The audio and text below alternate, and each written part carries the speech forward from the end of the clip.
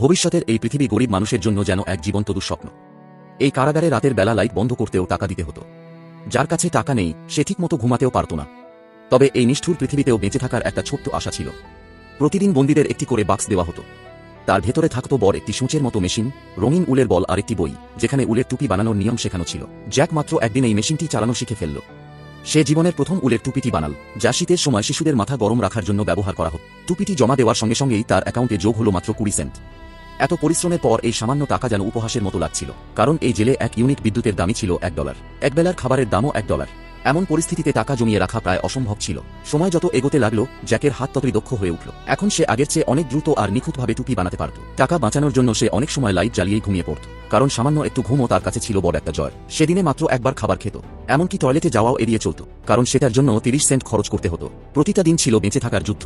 দিনরাত পরিশ্রম করে অবশেষে সে $5 জমাতে সক্ষম হলো। এবার সে তার মাকে ফোন করতে পারবে। তার বিশ্বাস ছিল মা নিশ্চয়ই তাকে সাহায্য করবেন, হয়তো একজন আইনজীবীও ঠিক করে দেবেন। ফোন সংযোগ হতেই স্ক্রিনে সময়ের সঙ্গে সঙ্গে টাকা কাটা শুরু হলো। ছেলেকে জেলের পোশাকে দেখে মায়ের গলা কেঁপে উঠল। জ্যাক তাড়াতাড়ি বলল, মা, নিজের নির্দোষিতা প্রমাণ করতে আমার অনেক টাকা দরকার। কিন্তু বাকিটা বলার আগেই তার ব্যালেন্স শেষ হয়ে গেল।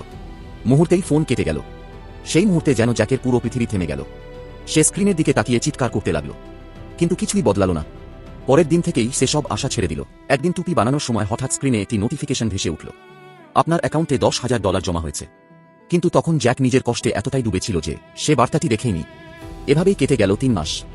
একদিন সিস্টেম তাকে প্রশ্ন করল, তুমি কি নিজের অপরাধ স্বীকার করছো? তার সামনে এখন মাত্র দুটি পথ, হয় অপরাধ স্বীকার করে 45 থেকে 47 বছরের কারাদণ্ড মেনে নেওয়া, অথবা একজন আইনজীবী নিয়োগ করে নিজের নির্দোষিতা প্রমাণের লড়াই চালিয়ে যাওয়া। ঠিক তখনই তার চোখ পড়ল সেই অপঠিত বার্তার উপর। কাপা হাতে বার্তাটি খুলতেই সে দেখল এটি তার মায়ের পাঠানো। মা তার জন্য টাকা পাঠিয়েছেন। মুহূর্তেই জ্যাকের হারিয়ে যাওয়া আশা আবার ফিরে এলো। সে দেরি না করে একজন আইনজীবী নিয়োগ করল। ফি কেটে নেওয়ার পর স্ক্রিনে আইনজীবীর মুখ ভেসে উঠল, কিন্তু তিনি ঠান্ডা গলায় বললেন, তোমার মামলাটা খুবই কঠিন, আমার পরামর্শ অপরাধ স্বীকার করে নাও। এই কথাটুকু বলেই সংযোগ বিচ্ছিন্ন হয়ে গেল। জ্যাক কিছুই বুঝতে পারছিল না, সে আসলে কি অপরাধ করেছিল। সে তো শুধু কয়েক কদম দৌড়েছিল, আর সেই কারণেই পুলিশের ড্রোন তাকে গ্রেপ্তার করেছিল।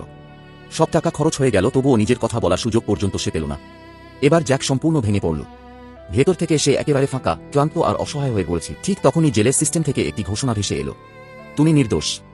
জ্যাক যেন নিজের কানকেই বিশ্বাস করতে পারছিল না।